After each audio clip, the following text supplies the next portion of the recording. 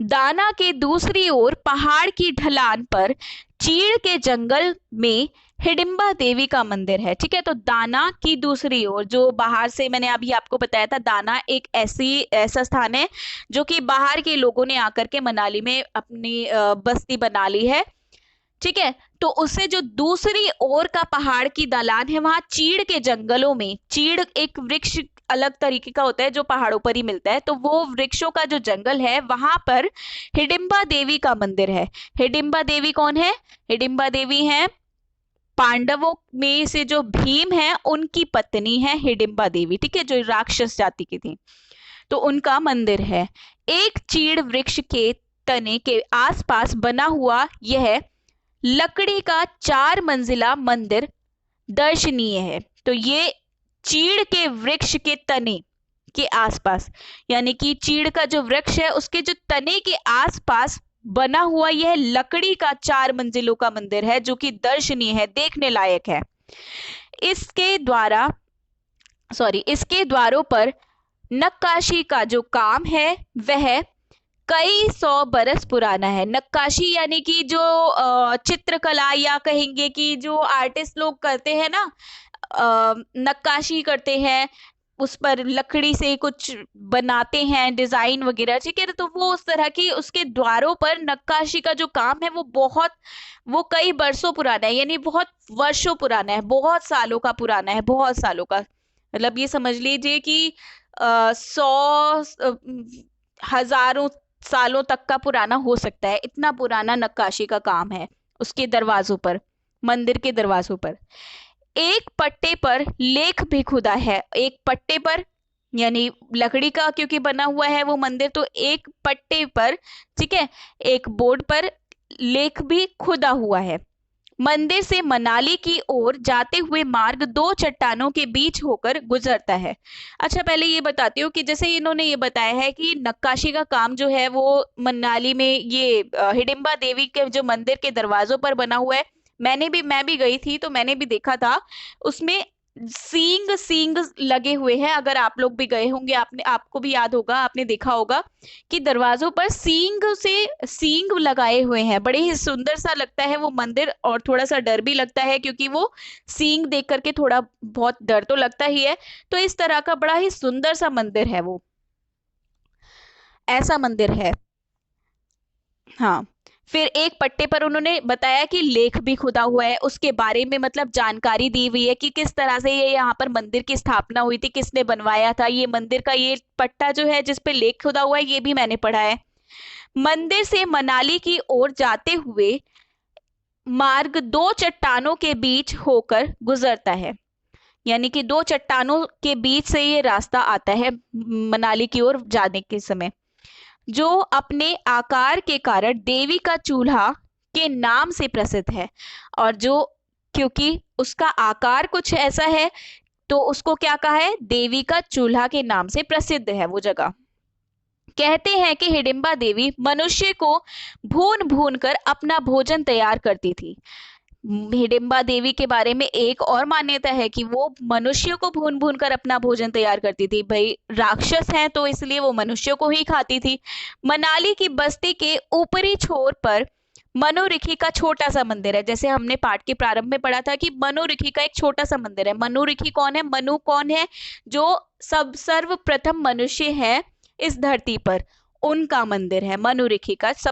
मनुरिखी का छोटा सा मंदिर है, और एक अकेला ही मंदिर है जो कि यहाँ पर मनाली में पाया जाता है, और कहीं पर भी ये मनुरिखी का मंदिर नहीं है। विशेष सुंदर भी नहीं है, लेकिन मनु का एकमात्र मंदिर होने के कारण यह विशेष महत्व रखता है। इतना सुंदर तो नहीं है, लेकिन क्योंकि मनुष्यों के नाम का एक मंदिर है, मनुष्य के नाम का, क्योंकि पहले मनुष्य रहे हैं मनु, इसलिए उनका एक मंदिर है, तो ये भी विशेष महत्व रखता है। मैं मनाली आया तो था स्वास्थ्य लाभ करने, लेकिन सबसे बड़ी आकांक्षा यह थी कि एक एकांत में रहकर एक बड़ा सा उपन्यास लिख डालूंगा।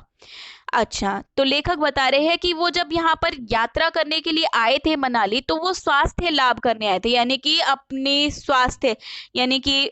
अपने फिटनेस के लिए कहेंगे, या फिर मतलब अपनी हेल्थ के लिए आए थे। जैसे पहले के समय में ऐसा होता था, जब लोगों की तबीयत खराब होती थी तो कभी जब तबीयत ठीक ही नहीं होती थी, संभलती नहीं थी, तो उनको डॉक्टर्स वगैरह कभी कभी ये भी कह देते थे कि इनको बाहर घूमना चाहिए, शायद इनको अंदर रहते हुए, घर के अंदर रहते रहते ही शायद कुछ बीमारी है जो ठीक नहीं हो रही है, इन्हें घूमने जाना चाहिए। तो लेखक भी हो सकता है इसी पर्पस से आए हों यहाँ पर मनाली में घूमने के लिए, कि स्वास्थ्य का लाभ लेंगे, ठीक है ना, स्वास्थ्य अपना अच्छा रखने के लिए, क्योंकि वहां पर बिल्कुल फ्रेश एयर होती है, बिल्कुल नेचर जो होता है बड़ा ही शुद्ध होता है, इस वजह से आए हों। तो उन्होंने ये सोचा था कि एकांत में बैठ करके एक उपन्यास लिख डालेंगे, शांति होती है वहां पर, बहुत अच्छा लगता है, एनवायरनमेंट बहुत पवित्र बहुत शुद्ध होता है, तो उसकी वजह से लेखक ने ऐसा सोचा था कि एक उपन्यास लिख डालेंगे।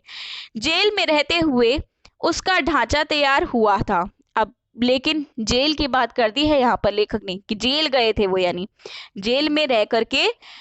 उनका जेल में रहते हुए उसका एक ढांचा तैयार कर दिया, यानी कि एक डमी बना दी थी, किसकी, उपन्यास की, कि वो उपन्यास किस तरह से लिखने वाले थे, ठीक है, एक ढांचा उन्होंने तैयार कर दिया था, रूपरेखा बना दी थी, ठीक है। और वह मैंने अंग्रेजी में पूरा लिख भी डाला था, और वो लेखक ने इंग्लिश में लिखा था, ठीक है। लेकिन जेल के 4 वर्षों में मुझे यह भी दिखा दिया कि उसमें अभी लड़कपन बहुत है। पर लेखक यानी 4 वर्ष तक जेल में बैठे हुए उन्होंने जब ये उपन्यास लिखा इंग्लिश में, तो उनको ऐसा लगा कि अभी भी उसमें कुछ लड़कपन, यानी कि अभी भी कुछ मतलब बचपना सा रह गया है, ठीक है, बचपना सा रह गया है, बिल्कुल एक परफेक्ट नहीं है उनका वो उपन्यास, इसलिए उनको ऐसा लगा कि अभी भी उसमें कुछ बचपना है, अभी वो बड़ों वाला नहीं लिखा है उपन्यास, बड़े लोग लिखते हैं इसलिए। एक बड़े कैनवस पर मैंने एक विद्रोही के पूरे जीवन का चित्र खींचने की कोशिश की थी। तो वो बताते हैं कि एक बड़े कैनवस पर उन्होंने एक विद्रोही के पूरे जीवन का चित्र खींचने की कोशिश की थी, यानी कि उन्होंने एक विद्रोही, किसी विद्रोही के पूरे जीवन का चित्र खींचने की, यानी कि उसके पूरे जीवन काल का सारा जीवन वृतांत लिखने की भी कोशिश की थी। और जहां तक चित्र का संबंध था वह काफी सच्चा उतरा था, और जितना उन्होंने लिखा था वो काफी सच्चा उतारा था उन्होंने, ठीक है। पर जिस भूमि पर वह खींचा गया था, भारतीय समाज और संस्कृति, उसका ज्ञान मेरा अधूरा ही रह गया था, ठीक है। तो जो वो जिस जिस व्यक्ति की बात कर रहे, जिस जीवन वृत्तांत की बात कर रहे हैं, वो उन्होंने जब लिखना चाहा था, पर उन्होंने क्या पाया था उसमें,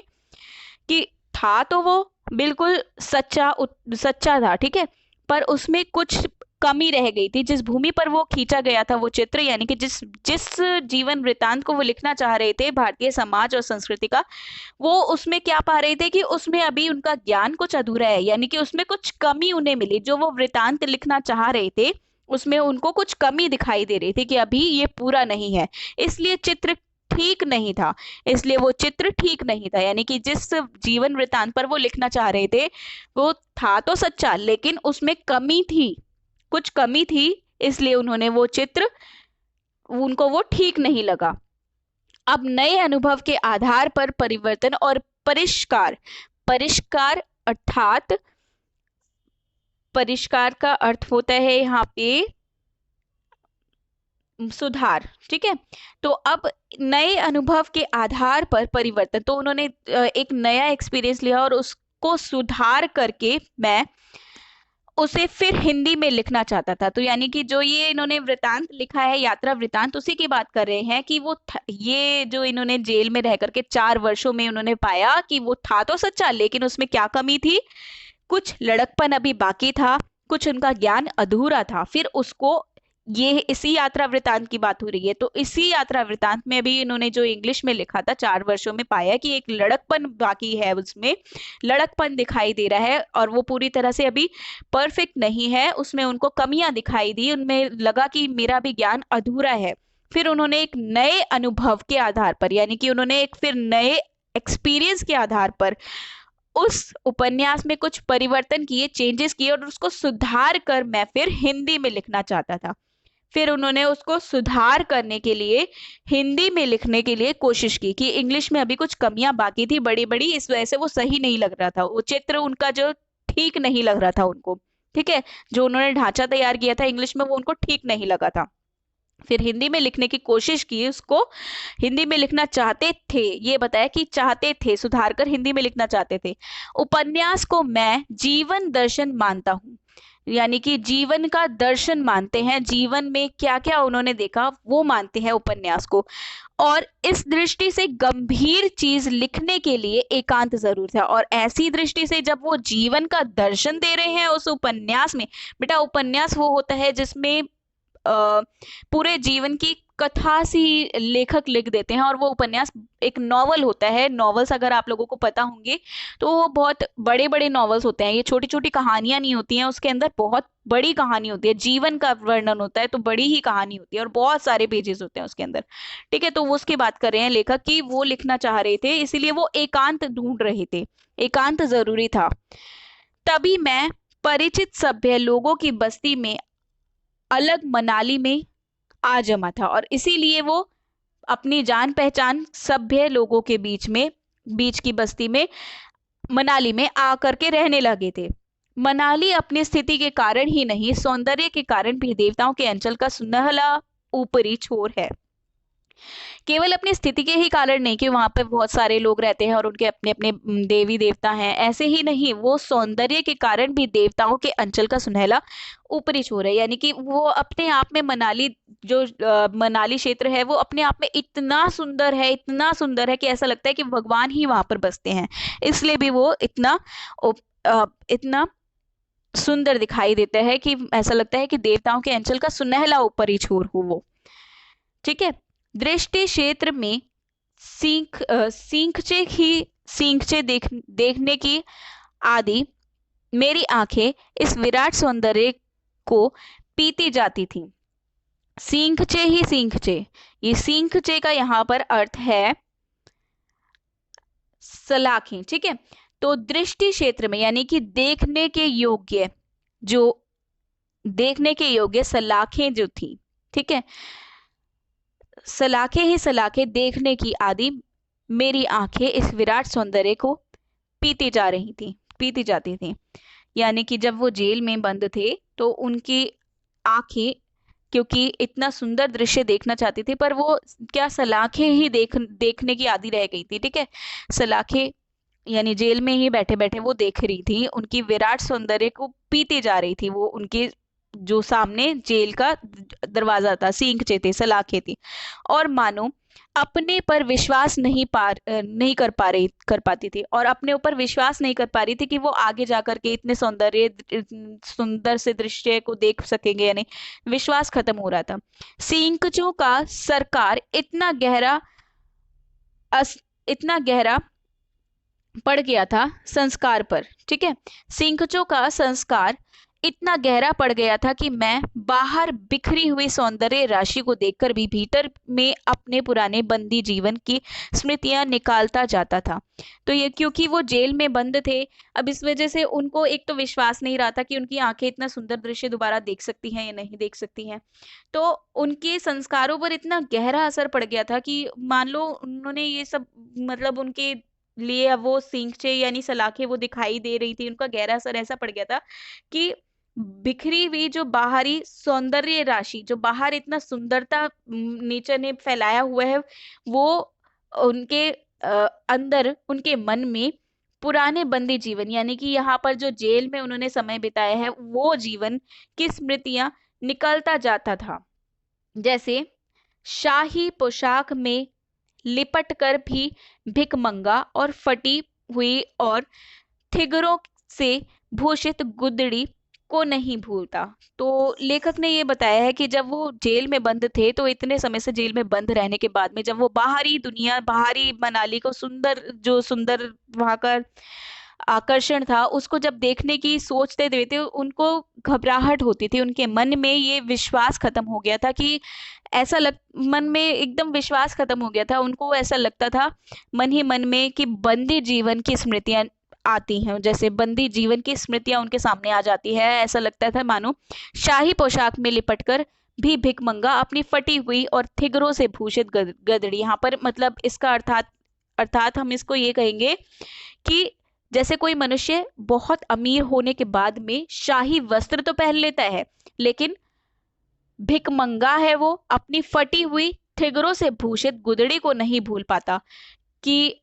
अपना जो उसने वो समय बिताया है जब वो भिखारी था, अपने फटे पुराने कपड़ों को पहनता था, आज जब वो शाही वस्त्रों को पहन रहा है तो वो भूल थोड़ी ना पाता है अपने पुराने समय में कि उसने कभी ठिगर जैसे फटे पुराने वस्त्र भी पहने हैं, तो वो भूल नहीं पाता है। उस तरह की भी यादें लेखक को लग रहा था कि वो जाकर के जब वापस वो सौंदर्य को देखेंगे तो वो अपने इस बंदी जीवन को, जिसमें वो जेल में कैद थे, वो कहाँ से भूल पाएंगे, उससे निकल ही नहीं पाएंगे अपने बंदी जीवन की स्मृतियों से। तो ऐसा उनको लग रहा था कि जैसे कोई शाही वस्त्र पहन करके बैठा है लेकिन अपने भिकमंगे और अपने चिथड़ों को, अपने फटे पुराने वस्त्रों को नहीं भूल पाता है, वैसा उसको लग पा रहा था। लेकिन मनाली ने मानो उन स्मृतियों पर अपनी छाप डाल दी। लेकिन जब लेखक बाहर आजाद होकर के गए मनाली में, तो उन पर कैसा असर हुआ? ये जेल की सारी स्मृतियां, वो गंदी यादें, जेल में बंद थे ना, जेल में कैद थे, वो सब के सब भूल गए। क्योंकि सौंदर्य इतना अच्छा था, इतना अच्छा सौंदर्य देख करके वे अपने आप में कटु स्मृतियां मानो सुंदरता के एक ढांचे में ढलकर निकलने लगी। और ऐसा हुआ, पहले उनको डर था कि उनके अंदर ये विश्वास नहीं आ पा रहा था कि जब वो सुंदरता वापस देखेंगे मनाली का, तो अपने बंदी जीवन को नहीं, अपने बंदी जीवन को याद करके वो दुखी हो जाते हैं कि मैं बंदी जीवन को नहीं भूल पाऊंगा, इसलिए मैं मनाली के एनवायरनमेंट को एंजॉय नहीं कर पाऊंगा, वो ऐसा सोचते थे। लेकिन हुआ ऐसा कि जब वो मनाली गए तो उनको आसपास के सौंदर्य को देख करके इतनी प्रसन्नता हुई, इतनी प्रसन्नता हुई कि वो सारा अपना कष्ट जो उन्होंने जेल में बिताया था वो सब भूल गए, वो सब के सब भूल गए, वो कटु स्मृतियां, वो दुखदायक स्मृतियां, यादें सब भूल गए और उस सुंदरता के एक ढांचे में ढलकर आगे बढ़ गए। सुंदरता यानी सौंदर्य जो है वहां का एनवायरनमेंट में आगे बढ़ गए, बहुत सुंदर से एनवायरनमेंट में आगे बढ़ गए। अगले दिन प्रातःकाल ही देवताओं के अंचल में बैठे हुए एक शूद्र मानव ने पाया कि वह भी देवों का समक्षी हो गया है। और फिर अगले दिन क्या हुआ, जब वो उन्होंने बाहर जाकर के देखा तो क्या हुआ कि देवताओं के अंचल में यानी कि कुल्लू में बैठे हुए एक शूद्र